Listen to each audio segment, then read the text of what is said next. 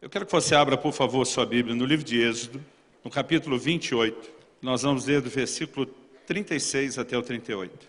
O texto sagrado diz assim: farás também uma lâmina de ouro puro, e nela gravarás a maneira de gravuras de sinetes, santidade ao Senhor. Você pode repetir isso comigo? Diga: santidade ao Senhor. Fala para pelo menos uns 3 vizinhos à sua volta: santidade ao Senhor.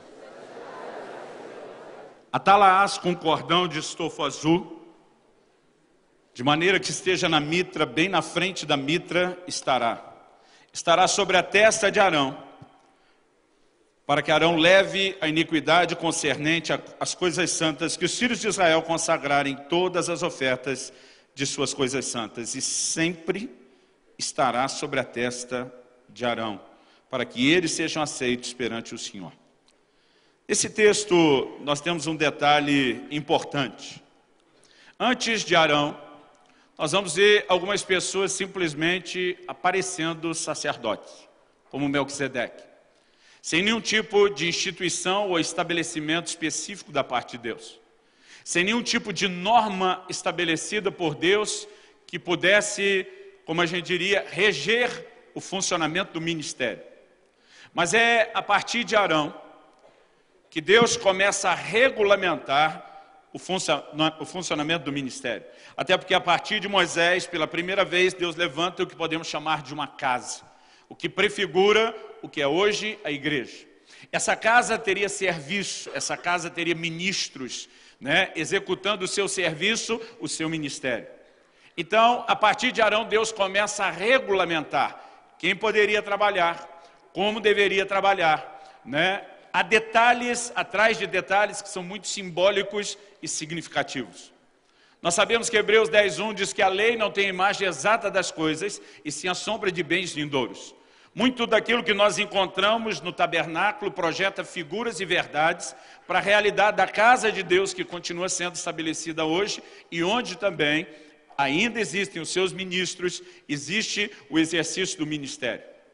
É a partir de Arão que nós entendemos algo importante. Na verdade, eu mencionei ontem que a palavra que deu origem ao Casa de Zadok, herança dos santificados, é um dos capítulos desse nosso novo livro, O Impacto da Santidade.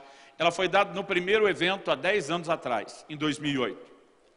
Mas a primeira mensagem que Deus me deu, que na verdade começou a me empurrar para esse caminho de refletir qual é o padrão de Deus para os seus ministros. Ela, na verdade, já tem pelo menos 21 anos. Enquanto eu orava esse ano, pela palavra que queria ministrar no Casa de Zadok, eu não sei se isso é uma ponta de orgulho do pregador, mas todo ano a gente quer chegar com uma mensagem nova. Eu, particularmente, gosto de pregar algumas aqui que eu não preguei em lugar nenhum ainda. Mas o Senhor falou: eu quero que você volte lá no início, lá na origem de tudo. E é a respeito disso que eu quero compartilhar. O tema da minha mensagem hoje é exatamente essa frase que estava inscrita nessa lâmina de ouro que Arão usava na testa. A Bíblia diz que essa lâmina amarrada com estofo azul, ela era usada em cima da mitra, ou, de acordo com a versão, turbante. A mitra ou turbante era o símbolo de autoridade. E o que firmava a mitra, que era o símbolo de autoridade, era o que, no capítulo 29, o capítulo seguinte, Deus vai chamar essa lâmina de ouro, de a coroa da santidade. E um dos pontos que eu quero destacar hoje é que, na verdade, o nosso posicionamento de santidade afeta profundamente o exercício da nossa autoridade. Aliás, alguns anos atrás, eu ouvi uma frase do pastor Márcio Valadão, eu acho que foi no Casa Zadok 2014, ele diz: intimidade gera santidade, que traz autoridade e que leva à conquista. E nós vamos trabalhar um pouco desses conceitos hoje. Eu fico imaginando o quão interessante, curioso, ou talvez na perspectiva e avaliação de um adolescente dos dias de hoje, o quão embaraçoso, quase um mico seria vir a público com uma espécie de mini outdoor na testa. Uma lâmina com essa inscrição: santidade ao Senhor. Mas Deus disse: eu quero que o sacerdote se apresente, ele não estava falando de qualquer um da equipe, o sumo sacerdote, aquele que vai liderar todas as equipes ministeriais, tanto dos demais sacerdotes como dos levitas. Eu quero que ele se apresente em público, de uma maneira que todo mundo veja, isso tem que ser visível, o compromisso dele de santidade comigo. As pessoas não só têm que olhar para ele, encontrar nele esse compromisso, mas elas têm que esperar dele esse compromisso. Eu acredito que essa informação ela é muito, muito reveladora. E eu quero começar explorando essa relação entre santidade e autoridade. Já que é ela que firma e segura a mitra, que é o símbolo de autoridade. Nós precisamos entender isso. Eu particularmente não gosto do que alguns pregadores fazem e eu classifico isso de a teologia da experiência. A partir de uma experiência que eles têm, eles tentam criar uma doutrina. Eu acredito que a experiência muitas vezes pode ilustrar o entendimento da doutrina, mas ela nunca pode substituir. Antes de estabelecer a doutrina, eu quero contar uma experiência com a única intenção de ilustrar o que vem a seguir e vai ser fundamentado pela palavra. Nos primeiros anos do meu ministério, eu acredito que esse questionamento levou uns 4 anos. Eu muitas vezes lidava com um tipo de impressão, eu não vou nem chamar de sentimento, uma impressão dentro de mim, que eu não conseguia explicar. Às vezes eu saía de reuniões que foram gloriosas, literalmente gloriosas. Meus primeiros anos, até porque não tinha muito o que pregar, o que falar, aliás, pensa num cara que é grato a Deus, porque há quase 30 anos atrás o povo não gravava tudo que a gente falava. Eu teria vergonha de ouvir algumas das mensagens que eu preguei no início do meu ministério. E acredito que a maioria das pessoas não me chamavam por causa daquilo que eu tinha para compartilhar no sentido de ensino bíblico ou de experiência. Mas a maioria chamava porque sabia de uma coisa.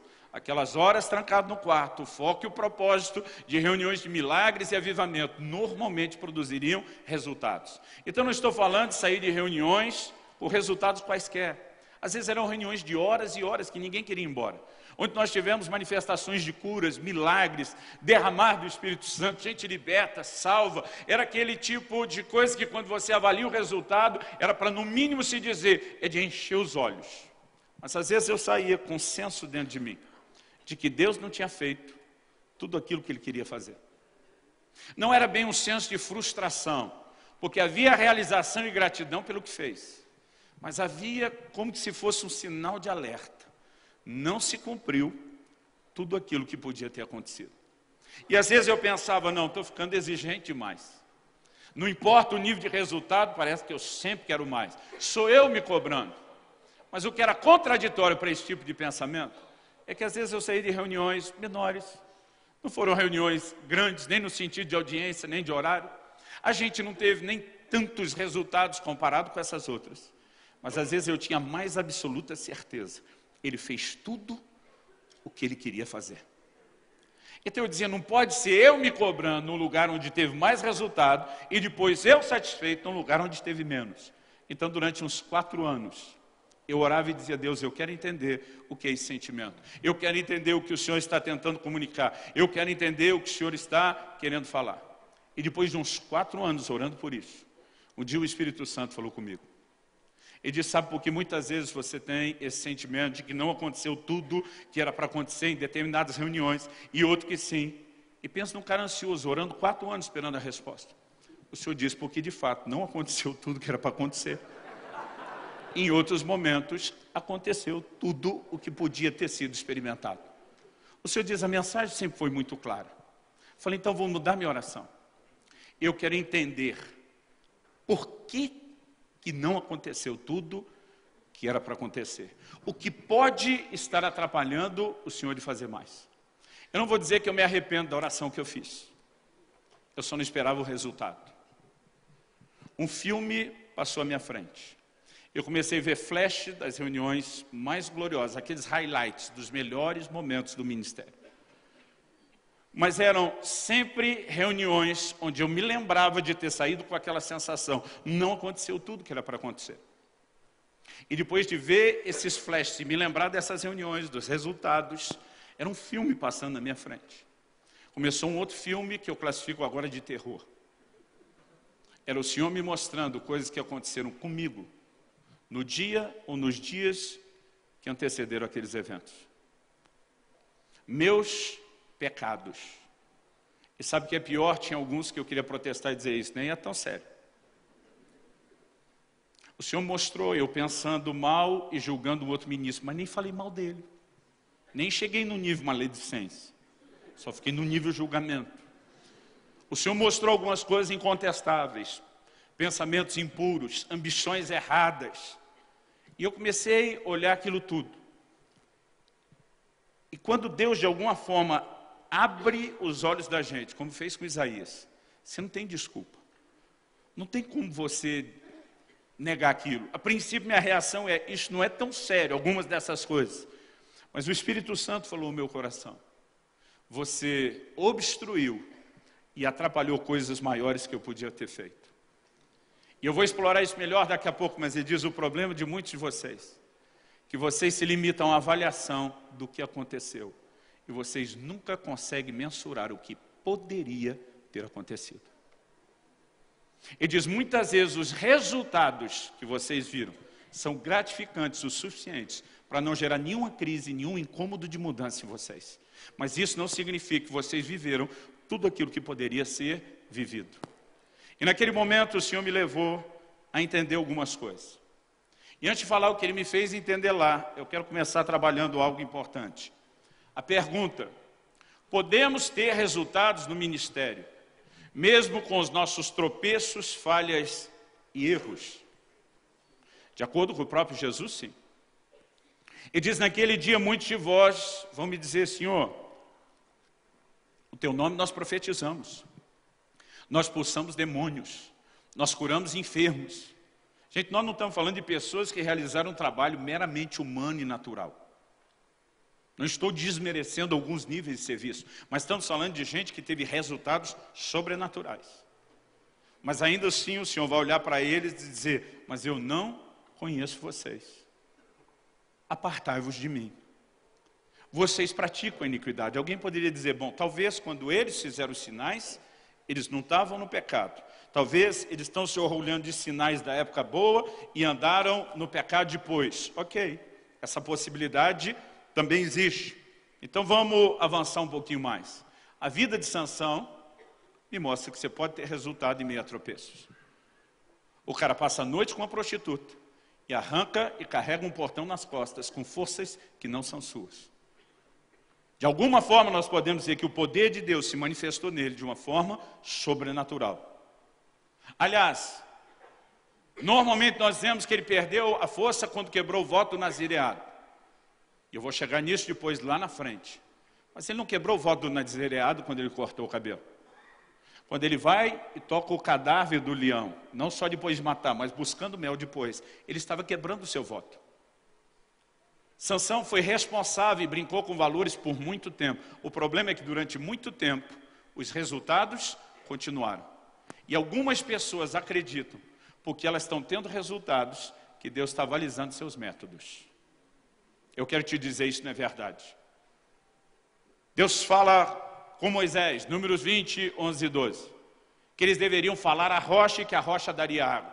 Em vez de falar, os dois bonitão vão lá e ferem a rocha. Eles fizeram o que Deus mandou? Não. Pergunta, deu resultado? Sim. O mesmo que se eles tivessem falado para o povo que está assistindo e não sabia talvez qual foi a instrução, ninguém nem percebeu a diferença. E algo que eu descobri na Bíblia é que unção e autoridade podem ser não só usados, mas podem até ser abusados. Mas Deus chama os dois bonitão depois para uma conversa. E diz, porque vocês me desonraram, a herança de vocês está diminuída, vocês não vão entrar na terra. O fato de que você está tendo resultados não significa que Deus esteja avalizando o seu comportamento. Até porque há momentos que os resultados não têm nada a ver com você. Outro dia eu fui confrontar um ministro que estava no erro. Ele falou, eu prego e dá resultado. Falei, você deve acreditar que o poder não está na semente da palavra. Você deve acreditar que o poder está no semeador. Para falar dessa forma. São coisas completamente diferentes. Paulo dizia que alguns pregam Cristo por inveja, por contenda, por várias razões. Ele falou, desde que Cristo seja anunciado, ele não está dizendo que essa turma podia continuar errada do jeito que está falando. Ele está dizendo que ainda assim Deus poderia produzir resultado na vida de outros, a despeito dessas pessoas, não por causa delas. Então, se por um lado reconhecemos que é possível a gente ter uma dimensão de resultados, isso não significa, por outro, que nós vamos experimentar toda a dimensão de resultados que poderíamos experimentar. Isso não significa que em algum momento mais à frente, os resultados não serão interrompidos. Então vamos para a lição que eu tive muitos anos atrás. Abra sua Bíblia comigo no livro de Zacarias, no capítulo 3. Zacarias, capítulo 3, a partir do versículo 1. Ele diz: Deus me mostrou o sumo sacerdote Josué, o qual estava diante do anjo do Senhor. Deixa eu fazer uma pausa aqui, a expressão o, e não um anjo do Senhor. É sempre uma referência a uma teofania, a uma manifestação ou uma aparição do próprio Deus. Textos que relacionam esse artigo definido na frente, atribuem ao anjo atividades, poderes, virtudes, características que só pertencem a Deus. Então ele está diante do anjo do Senhor. A minha versão que eu uso aqui, a palavra está em maiúsculo. Mas o texto diz: e Satanás estava à direita, ou à mão direita dele, para se lhe opor. Mas o Senhor disse a Satanás: o Senhor te repreende, ó Satanás. Se o Senhor que escolheu a Jerusalém te repreende, não é esse um tição tirado do fogo? Ora, Josué, trajado de vestes sujas, estava diante do anjo.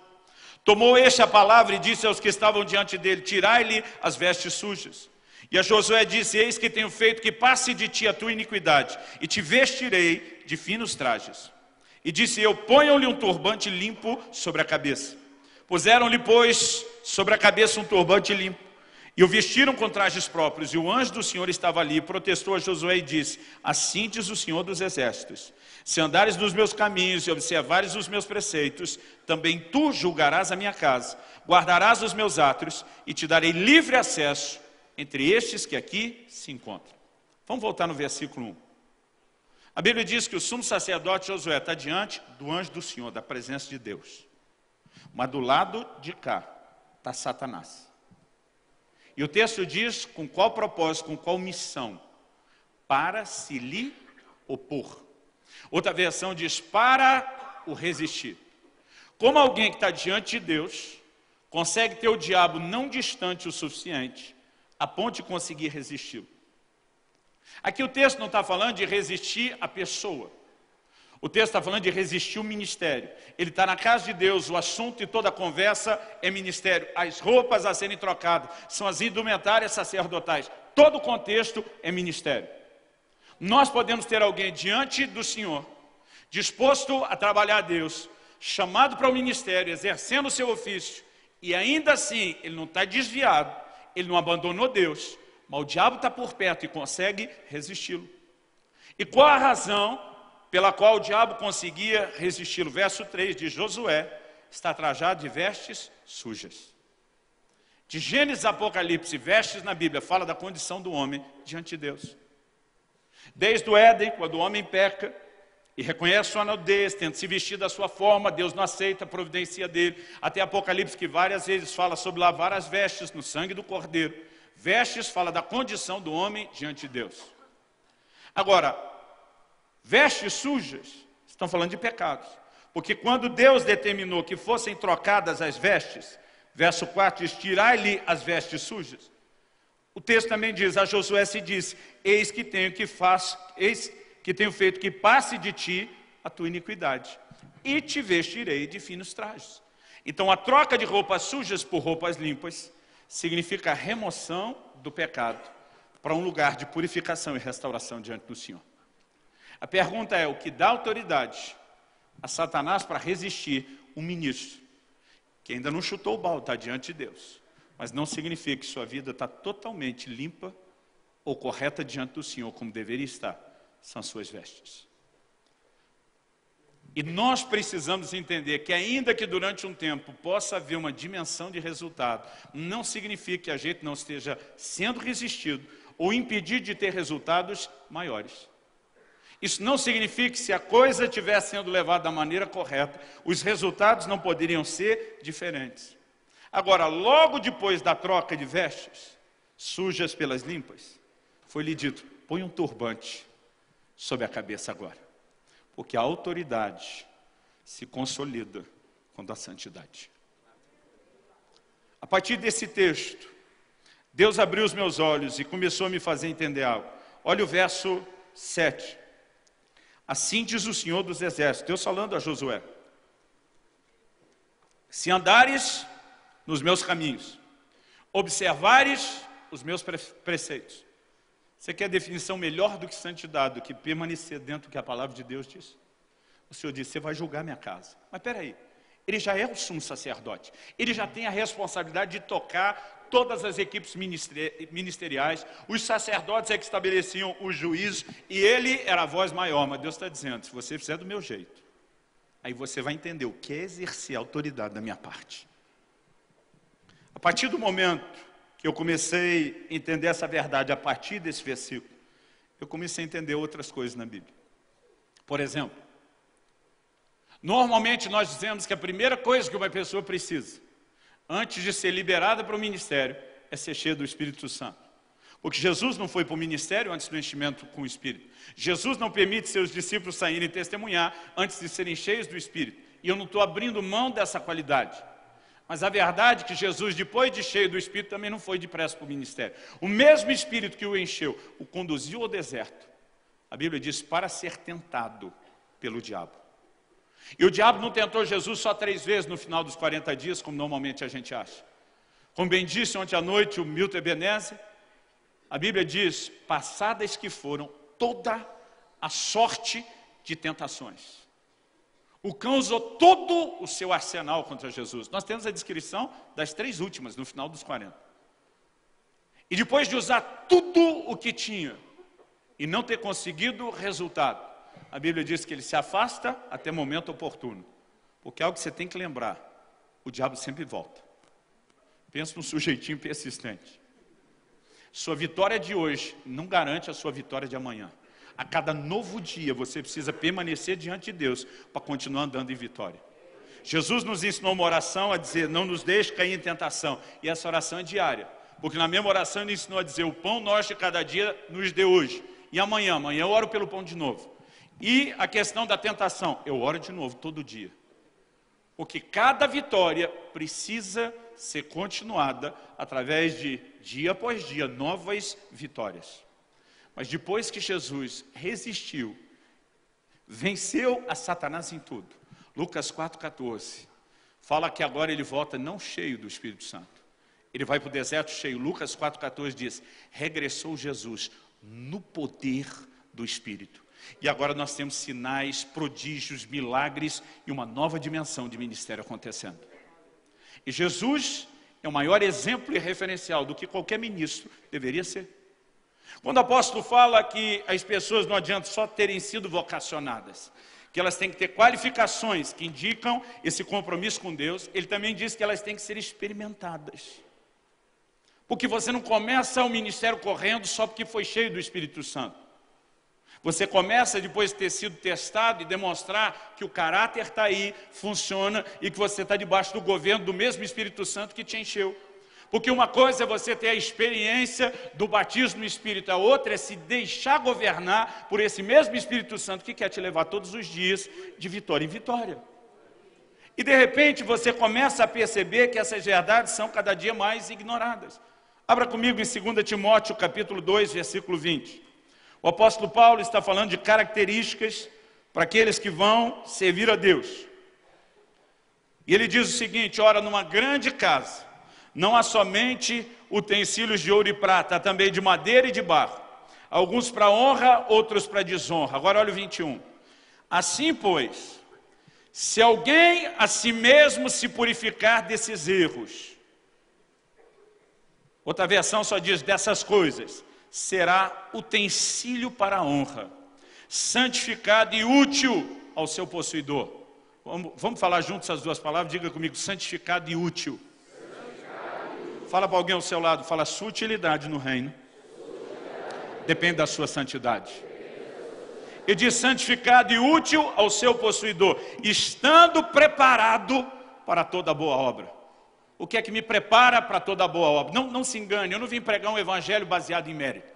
Outro dia eu estava falando sobre isso, alguém falou, é porque você não conhece a graça. Eu falei, não, quem não conhece é você, que acha que a graça é só remédio para quem já pecou.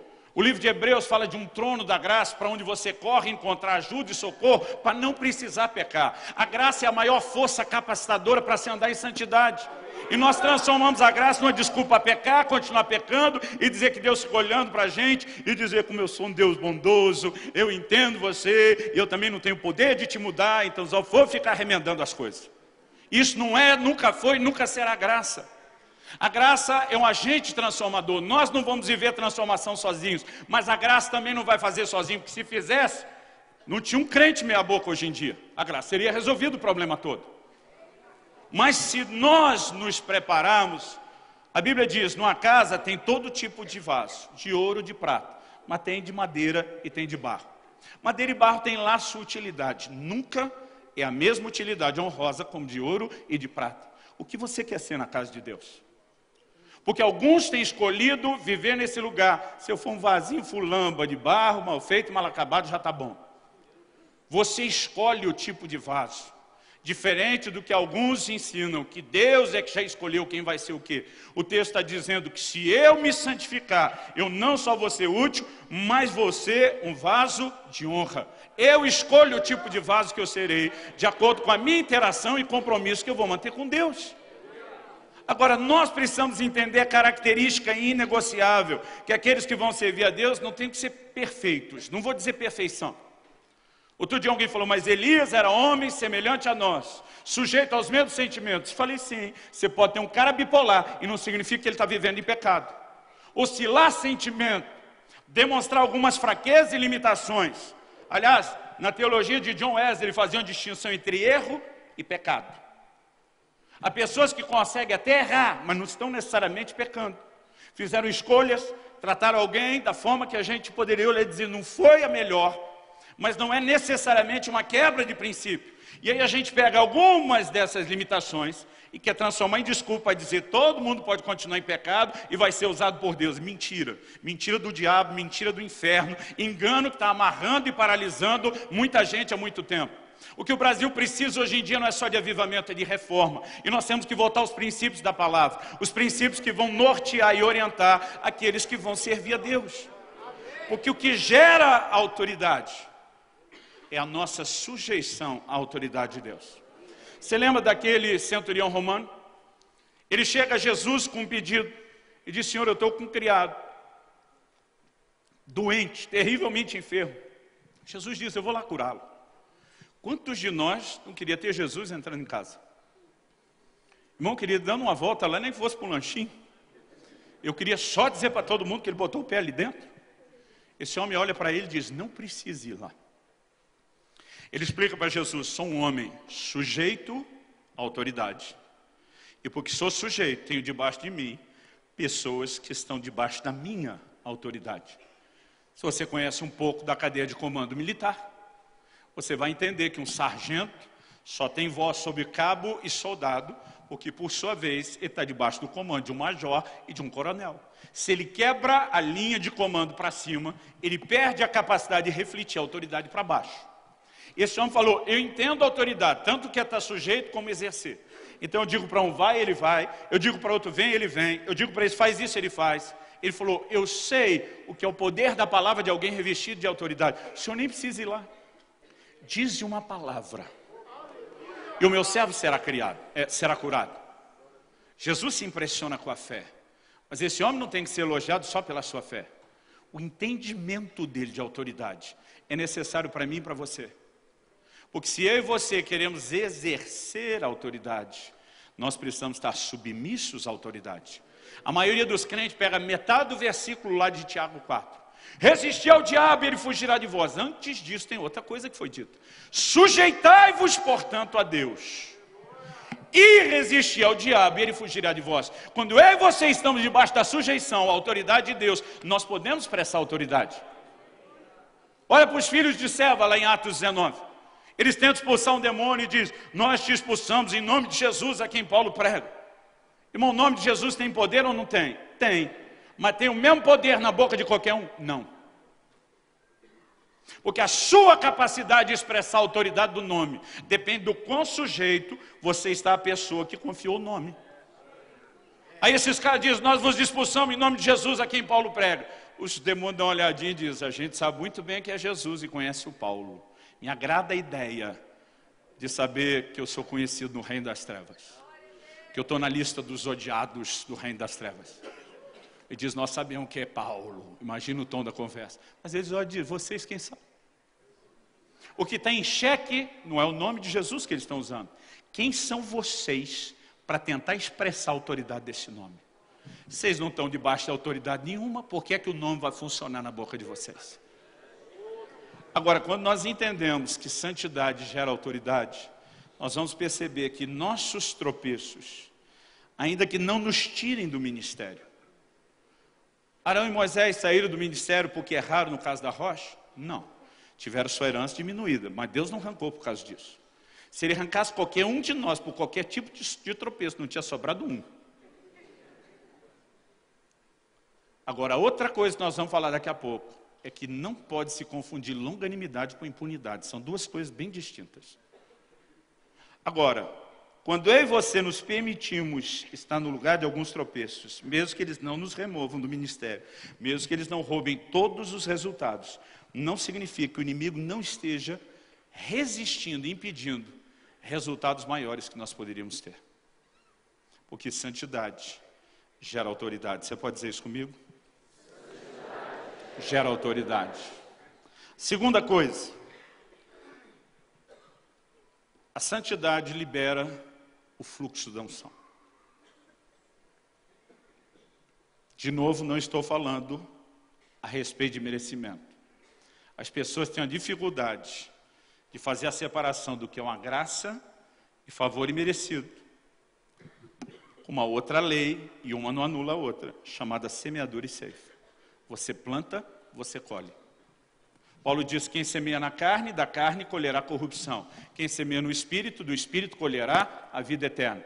Quem determinou a colheita de corrupção da vida eterna? Não foi a graça sozinha, foi a minha semeadura. Agora, para que eu viva a semeadura correta, eu vou precisar de graça. Porque eu sozinho não vou fazer isso. Mas nem ela sozinha vai me fazer estabelecer o plantio correto. Há uma parceria, há uma combinação. E eu quero, sem ter que mudar de assunto e explicar outra doutrina, que você entenda que o que eu vou falar agora, de novo, não tem a ver com mérito, mas tem a ver com semeadura e ceifa. Quando Eclesiastes, capítulo 9, versículo 8, diz, em todo tempo, sejam alvas as suas vestes, ele também diz, e nunca falte o óleo sobre a sua cabeça. Há uma relação entre as vestes limpas e o óleo que é derramado sobre a nossa cabeça. Nós lemos o livro de Êxodo, no capítulo 28. Mas eu quero que você abra de novo comigo em Êxodo, dessa vez, no capítulo 29. Em Êxodo 29, nós temos a consagração de Arão e de seus filhos como sacerdotes. Entre todas as coisas que Deus orientou que Moisés fizesse, verso 4, farás que Arão e seus filhos se cheguem à porta da tenda da congregação e os lavarás com água. Diga comigo, lavar com água. Isso é uma figura de purificação na Bíblia. Agora, olha o verso 6. Pôr-lhe-ás a mitra ou turbante na cabeça.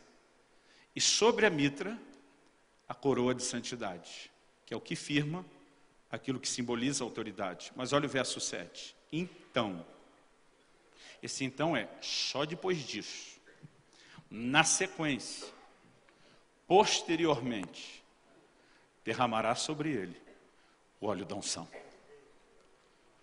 O que Deus está dizendo, quando a santidade é firmada, a autoridade é consolidada, a unção pode fluir. Jesus já está cheio do Espírito Santo, mas ele passa 40 dias demonstrando seu posicionamento e escolha, andando em santidade, fortalecendo sua autoridade, para depois voltar no poder do Espírito Santo. Há muitos textos na Bíblia que sinalizam essa relação entre uma coisa e outra. Por exemplo, em primeira carta de Paulo aos Tessalonicenses, no capítulo 4, esse é um dos textos da Bíblia que mais claramente fala sobre a vontade de Deus a respeito da nossa santificação. Ele diz no verso 3 de 1 Tessalonicenses 4, pois essa é a vontade de Deus, a vossa santificação. Você pode repetir isso comigo? Diga, essa é a vontade de Deus. Diga, a minha santificação. Ele continua e diz que vos abstenhais da prostituição, que cada um de vós saiba possuir o próprio corpo em santificação e honra, não com desejo de lascívia como gentios que não conhecem a Deus, que nessa matéria ninguém ofenda nem defraude a seu irmão, porque o Senhor contra todas essas coisas, como antes vos avisamos e testificamos claramente, é o vingador. Porquanto Deus não nos chamou para impureza e sim para santificação. Então ele diz no 8, dissarte, portanto, assim sendo, quem rejeita essas coisas, que coisas?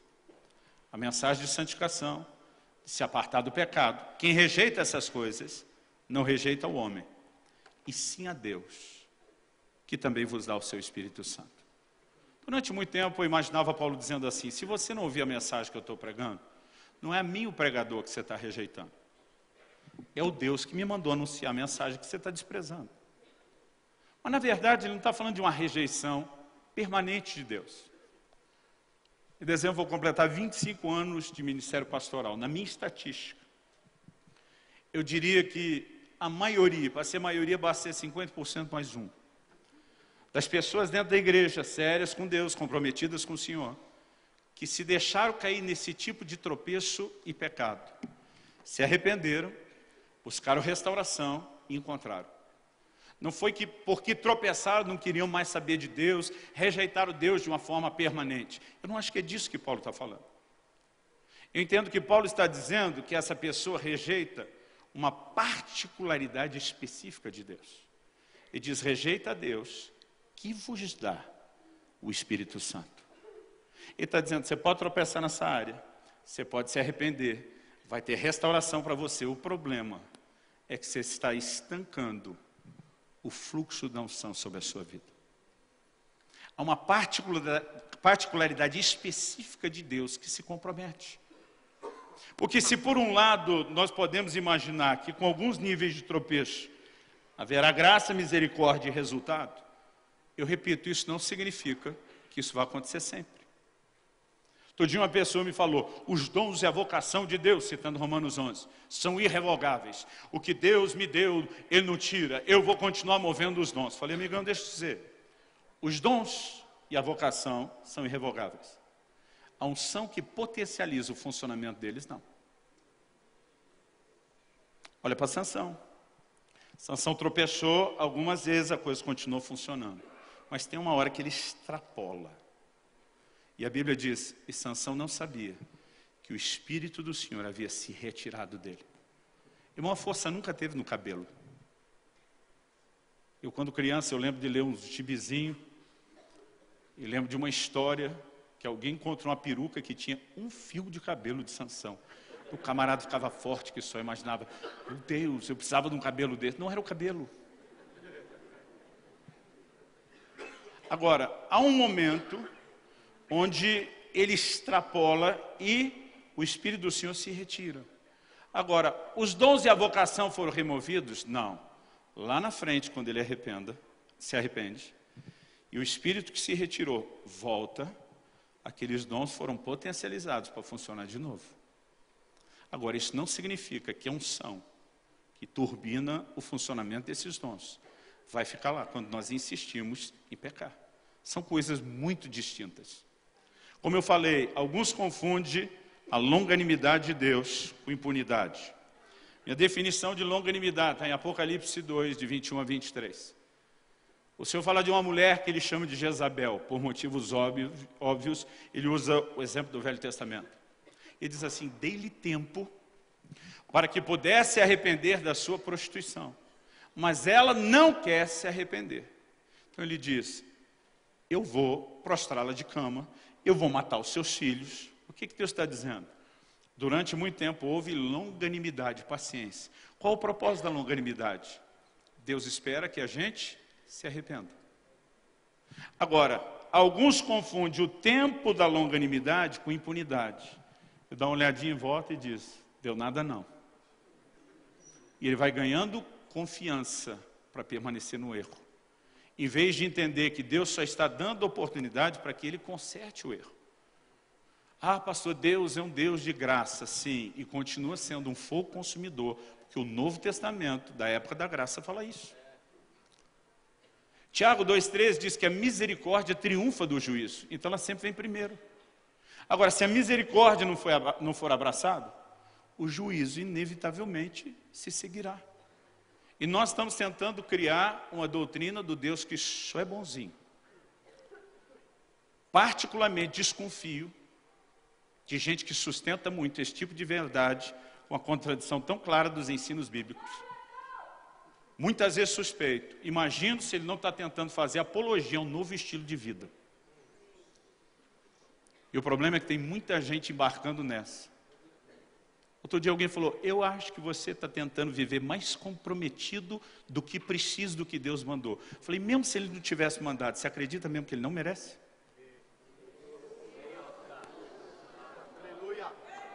Quando que você se dedicar ao Senhor é demais? Quando que você decidir honrar o Senhor com um estilo de vida distinto, voltado, devoto a Ele é demais? Ou Deus não merece o seu melhor? Agora, se esse tipo de coisa não voltar a ser ensinado, os resultados nas próximas gerações serão trágicos. Para terminar, eu quero te mostrar porque santidade libera o fluxo da unção ou a falta dela compromete. Na verdade, eu não diria nem que compromete no sentido dela não chegar. O problema é que a gente estraga o efeito dela. Abra sua Bíblia comigo em Eclesiastes, no capítulo 10. Eclesiastes, capítulo 10. Há mais de 20 anos atrás, eu tenho certeza que eu era casado com a Kelly, nós ainda não tínhamos filhos nessa época. Israel, meu filho, já está com 20 anos, então tem que ser há mais de 20 anos atrás. Um dia Deus me deu um sonho. E nesse sonho ele falava comigo a respeito desse texto. Eclesiastes 10:1 diz, qual a mosca morta faz unguento do perfumador exalar mau cheiro, assim é para a sabedoria e a honra um pouco de estultícia. Eu lembro que no sonho tem coisas que são difíceis de explicar. Eu não via nada. Outro dia alguém perguntou, eu falei, tentei explicar para alguém, falou, estava no meio do nada. Ele falou, defina nada. Eu falei, nada, não tem chão, não tem coisa nenhuma. E uma pessoa se aproximava atrás de mim. Durante o dia inteiro eu tinha passado com um questionamento, que a mensagem que eu tinha deixado para preparar no domingo na minha igreja, eu estava viajando, pregando fora, eu voltaria para pregar no domingo, eu tinha a impressão de que não era mensagem para aquele domingo, para aquele culto. E eu lembro que eu estava na angústia, eu falei, Deus, eu não vou ter tempo, vou ministrar o dia inteiro. Depois do culto à noite, nós vamos reunir a liderança da igreja, depois Kelly e eu vamos sentar com o pastor e a esposa dele. Falei, eu vou dormir de madrugada, não dá tempo de preparar nada. E quando finalmente chegou a madrugada, eu lembro que eu orei e falei, Deus, tua palavra diz, aos seus amados o Senhor dá até enquanto dorme. Fica à vontade para cumprir isso hoje. Se tiver outra palavra, aproveita enquanto estou dormindo, eu fiz hora extra, eu mereço descansar, e amanhã não vou ter tempo, porque eu levanto, tem toda a viagem de volta. E nessa noite que eu tive o sonho, e esse texto de Eclesiastes 10 aparecia dentro de mim. Essa pessoa que aparecia atrás de mim, eu não tinha permissão de olhar, me dizia, a impressão que você sentiu durante o dia, no seu espírito, de que a mensagem que você deixou preparada para o domingo, não é essa, é correta. É o Espírito de Deus falando com você. Falou, você pode pregar ela qualquer outro domingo, mas nesse Deus tem uma palavra específica para a igreja. E foi quando eu falei, já que você está aqui, poderia dar uma luz, porque o que não pregar eu já sabia, o que não era para pregar, eu precisava saber o que era para pregar. E foi quando apareceu, hoje a gente, para ficar mais bonito, diria uma projeção multimídia. Na época era tipo o retroprojetor mesmo. Quanto se lembra dessa alta tecnologia do retroprojetor?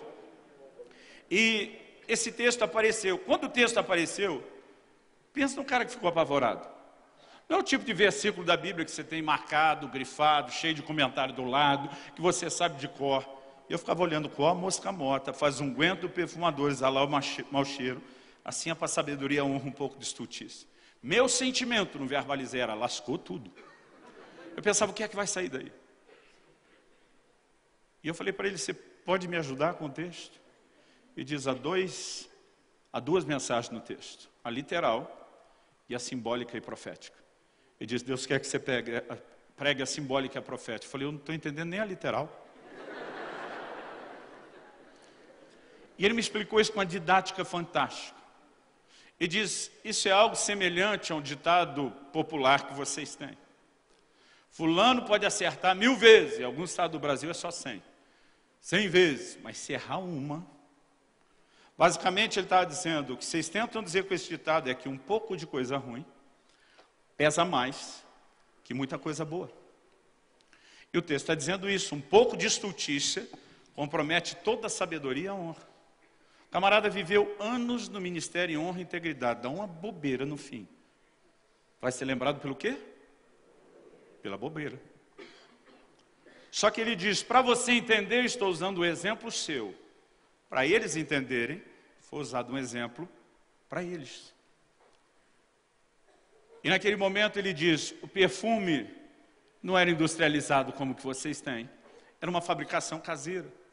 Se inseria essência de plantas e flores no óleo. Ele ficava ali curtindo. O óleo tem o poder de extrair duas coisas, cheiro e sabor. Tanto que a gente usa isso na culinária até hoje. Enche um óleo de pimenta, de tempero, um monte de coisa no azeite, porque a gente sabe que ele vai ser influenciado por aquilo. E depois de um processo muito tempo curtindo, aquele óleo tinha o cheiro, tinha o perfume. E acredite, irmão, o povo era vaidoso desde muito tempo. Já usavam perfume desde a antiguidade.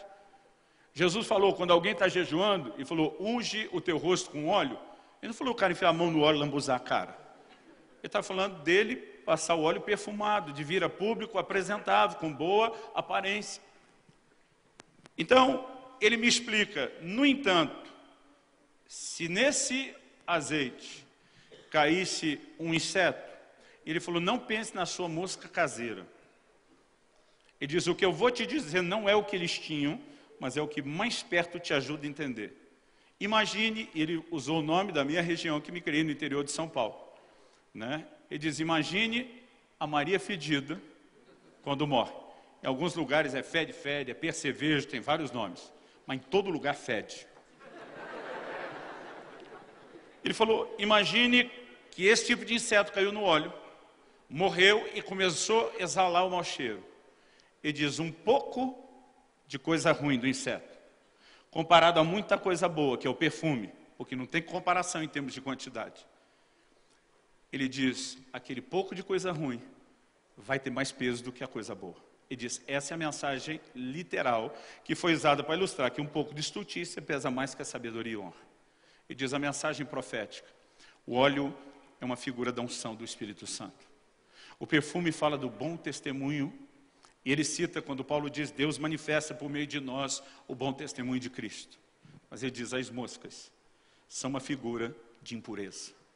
Elas estão associadas ao lixo, aos animais em decomposição. Ele diz, se as figuras forem entendidas, a mensagem vai ser devidamente transmitida. Ele diz, mas para isso você tem que responder uma pergunta. E a pergunta que ele me fez foi, por que a mosca caiu dentro do óleo? Eu honesto e sinceramente respondi, eu sei lá. O texto só está dizendo caiu, não diz de onde veio, não diz como aconteceu. Ele me disse, é uma questão de lógica. Ele diz, as moscas só caíram dentro do óleo, porque ele estava destampado. Se estivesse coberto e protegido, jamais teriam caído dentro. Gente, a produção desse tipo de óleo, de perfume, levava tanto tempo, que é por isso que a Bíblia diz, quando aquela mulher derrama o bálsamo em Jesus, aquilo era um negócio caro. Você não trata uma coisa valiosa disso, que está sendo preparado por muito tempo. Né? Na cabeça de alguns, lembrando do tempo de bebida antes da conversão. Imagine aquele negócio num barril de madeira, envelhecido por anos. Né? Você não trata isso de qualquer forma, com desprezo. E diferente de nós hoje, que moramos no meio do concreto e não temos tanto inseto que se tem quando você vai um pouquinho para uma chácara, que era a realidade da maioria, eles tinham que lidar com a questão dos insetos com uma preocupação muito maior do que a nossa. Quem deixa uma coisa valiosa dessa descoberta? E o Espírito Santo me falou naquele dia, a mensagem que me foi dada foi: o que está faltando para a igreja desse tempo não é unção. O problema é que vocês estão corrompendo a unção. O que falta para vocês é eficácia na unção. Porque as impurezas que vocês têm permitido, deixando a tampa descoberta, sem preservar unção e santidade, estão roubando a força e eficácia que a unção poderia manifestar na vida de vocês. E sabe o que é pior? Ele me falou de impurezas, que são coisas para as quais nós baixamos a guarda. Ele falou: a maioria de vocês não vigia com as pequenas coisas. E diz: muitos dos adultérios com os quais você teve que tratar dentro do rebanho, e processos doloridos de conserto e restauração, não aconteceram da noite para o dia. Começaram com pequenos flertes, pequenos jogos emocionais, mas essas impurezas foram sendo toleradas e permitidas. E acabaram se transformando em algo maior. Cantares 2,15 fala das raposinhas que destroem as vinhas. Você não precisa de muita coisa para ter estrago. E naquele dia o Senhor me disse: eu quero que você comece a proclamar uma mensagem que chame meu povo a restaurar a eficácia da unção. A razão pela qual cada um de vocês ganhou no combo da inscrição o livro Kryptonita é porque eu não achei nada até hoje que expresse tanto essa mensagem de Eclesiastes 10 como o ensino do John Bevere. Algo que está nos paralisando, algo que está nos impedindo de viver o nível de glória e de manifestação que Deus tem para nós. Billy Graham já dizia: não existe avivamento sem santidade. O que nós precisamos, se queremos entrar nesse caminho, onde a glória de Deus será restaurada, é pegar o mesmo velho trilho de sempre, que não mudou. Santidade ao Senhor. Compromisso com Ele. Quem está entendendo, diga amém. E no final daquele sonho, aquele anjo me disse: eu quero que você conte a história do seu primo. E quando ele falou isso, ele me fez lembrar de algo que já estava esquecido, quase apagado na minha memória. Esse meu primo era um ano mais novo que eu. Nessa época, eu estava com 12 ou 13. Se eu tivesse 13, ele tinha 12. Se eu tinha 12, ele tinha 11. A gente, garoto, tinha um tipo de diversão que a nova geração não conhece. A geração videogame. Eu vi a maior parte do bairro onde eu me criei ser construída, muitas casas. Nosso playground principal, nosso lugar principal de diversão, eram as casas em construção. Eu posso dizer que eu vi, se não a maioria, boa parte das casas do bairro e da região sendo construídas enquanto eu me criava, enquanto crescia.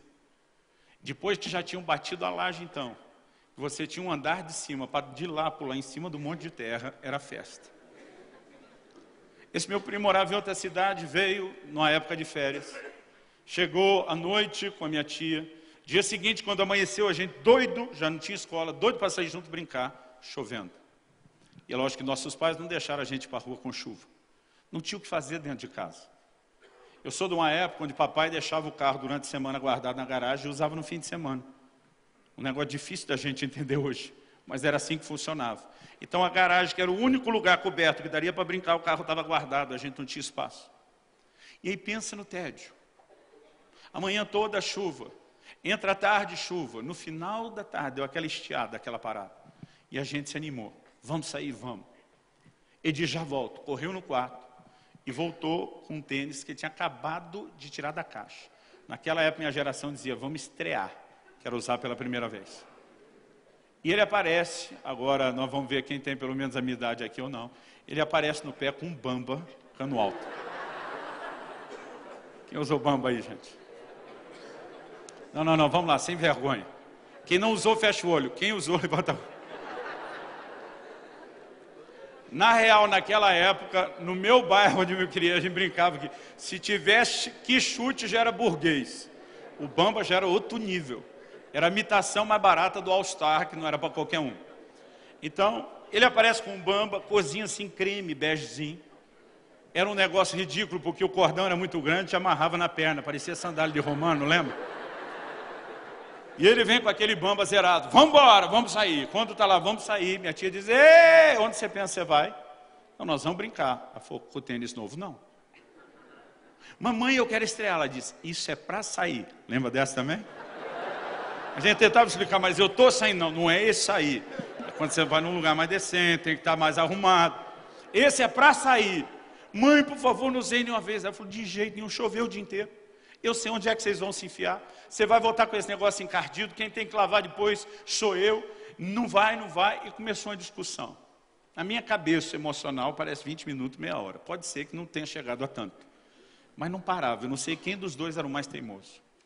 E meu primo dizia, eu vou, minha tia dizia, não vai. E ficava aquela queda de braço. Teve uma hora que ele falou, mãe, se eu voltar com um pinguinho de sujeira, só pode me dar a maior surra da minha vida. Ela disse, pois agora vai, só para eu te dar surra. Ela disse, eu sei que você não vai cumprir a promessa. E aí ele sai. No início, quando saiu, ele está todo cuidadoso, todo cauteloso. Ele andava no meio da rua, porque o asfalto tem aquela inclinação para a água correr para a sarjeta, então normalmente as postes estão para o lado. Ele de olho, se não vinha carro, naquela época não tinha tanto trânsito, andando no meio da rua. E nós saímos pelo nosso bairro, entramos num outro, subimos, viramos, entramos num outro bairro ainda. Quando nós já estávamos no terceiro andando, ele olha e diz, cara, tem uma casa em construção ali. Eu falei, pois é. Ele falou, rapaz, eles já estão levantando a estrutura do telhado. Como é que você nunca falou disso? Eu falei, nem eu sabia, não vem toda hora para cá. Ele falou, vamos dar lá uma olhada. Eu imaginei que a gente só ia passar na frente. Terminamos de chegar. Ele olhou, falou, eu vou entrar. Eu falei, não vai não? Não, eu vou entrar. Eu falei, o Bamba, a tia te esperando. Não, não, eu vou tomar cuidado. Eu falei para ele, não tem por onde você entrar sem sujar esse tênis. Irmão, choveu o dia inteiro. Então você imagina o seguinte, o terreno é aqueles básico padrão de 10 metros de comprimento. Se eu tiver errado, podia chegar a 12, mas eu acho que era aquele padrão do 10. Olhando a rua, imaginando que vocês estão na rua e a casa está para cá. Do lado, vou começar da esquerda aqui. Do lado de cá, tinha uma pilha de tijolo.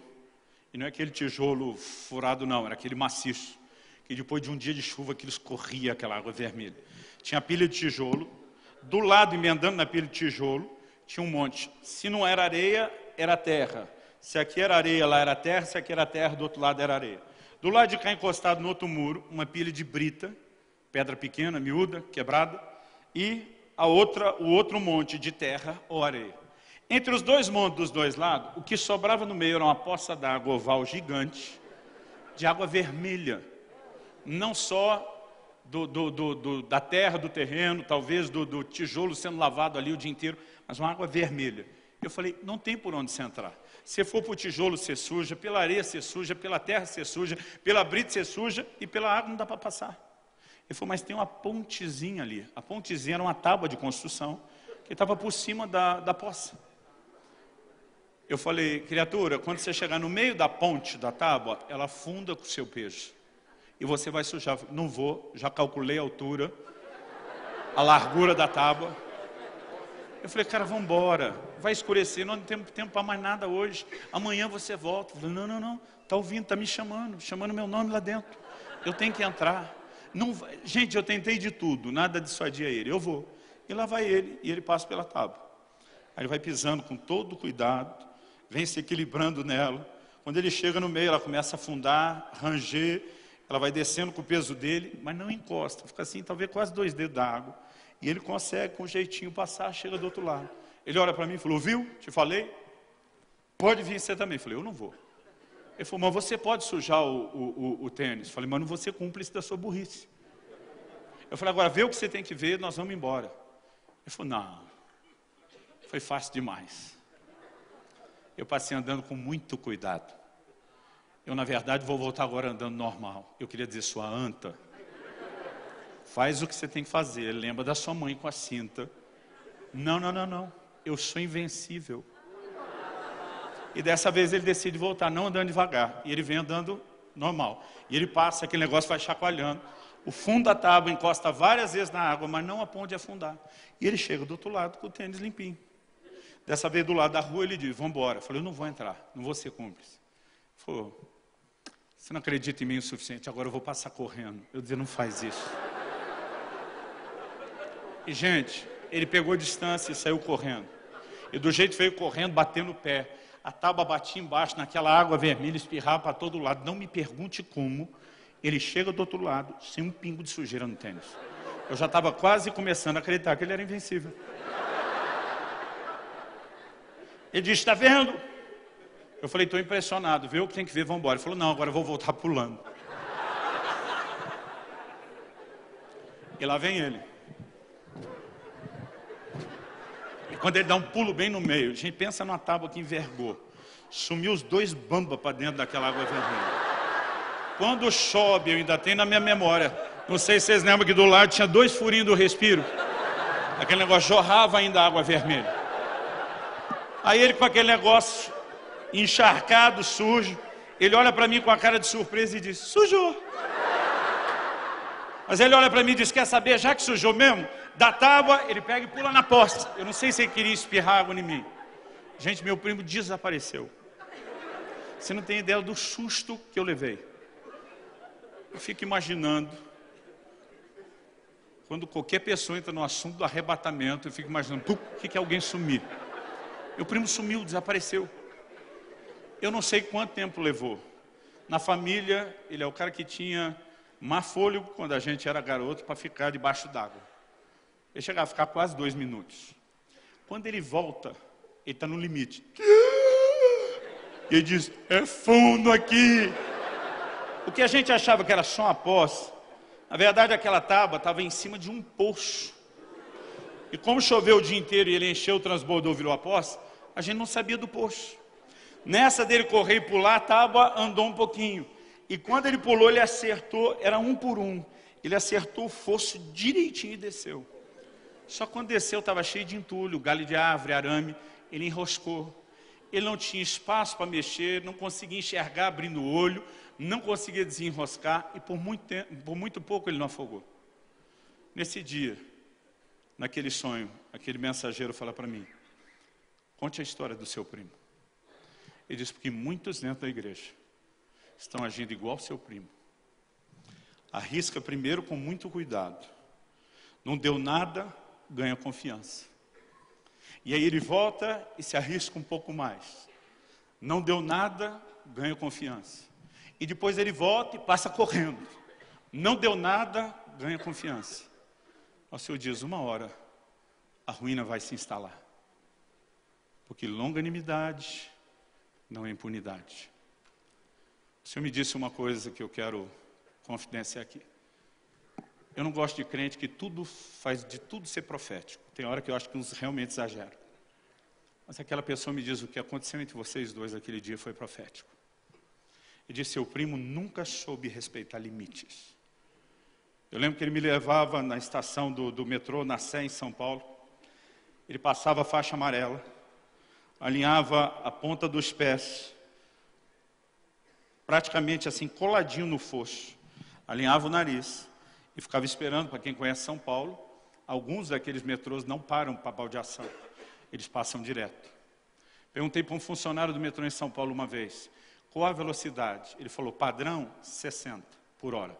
Alguns passam 70, a casos de 80 por hora.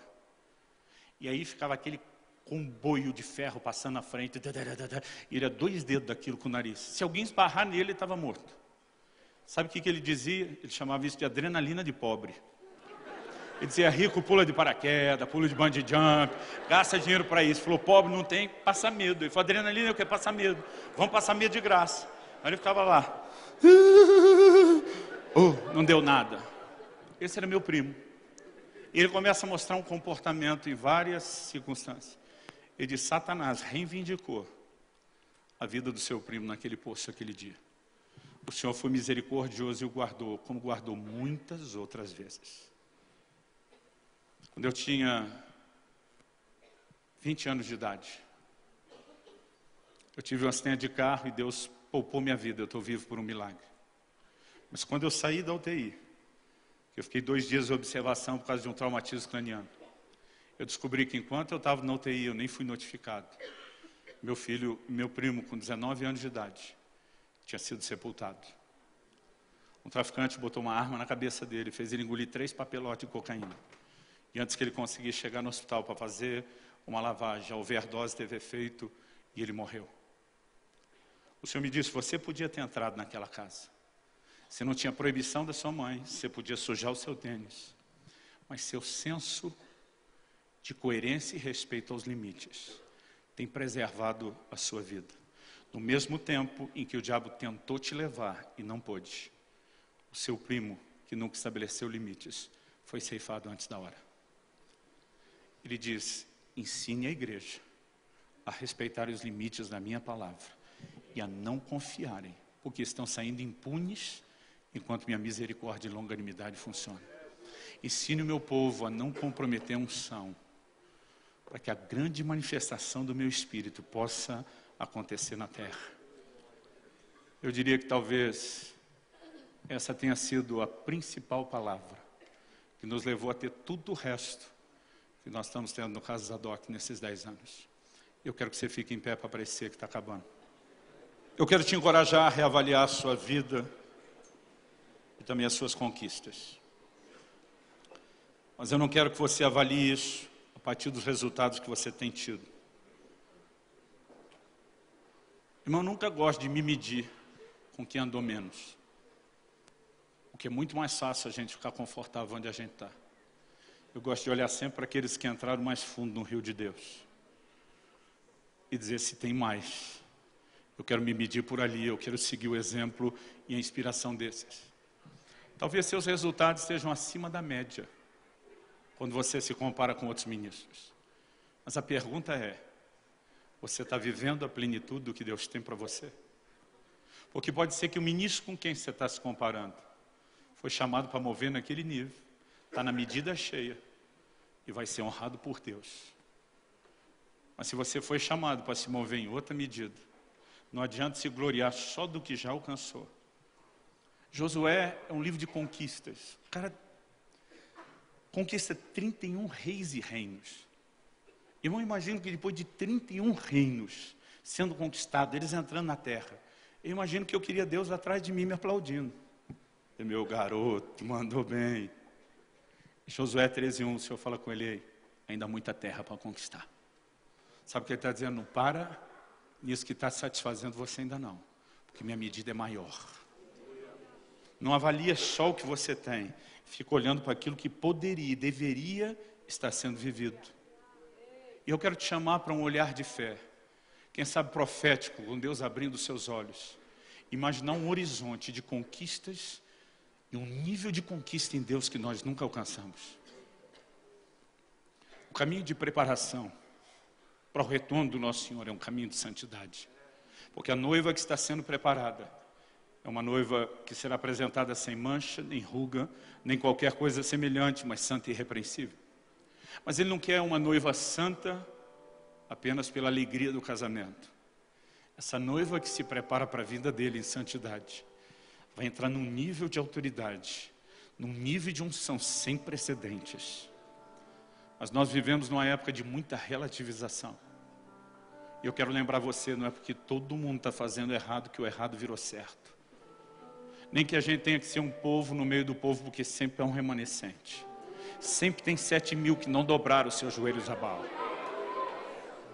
Nós precisamos de uma resposta ao Senhor, que nos permita entrar em novos níveis de conquista, expressar uma nova dimensão de autoridade, fluir debaixo de um novo fluxo de unção.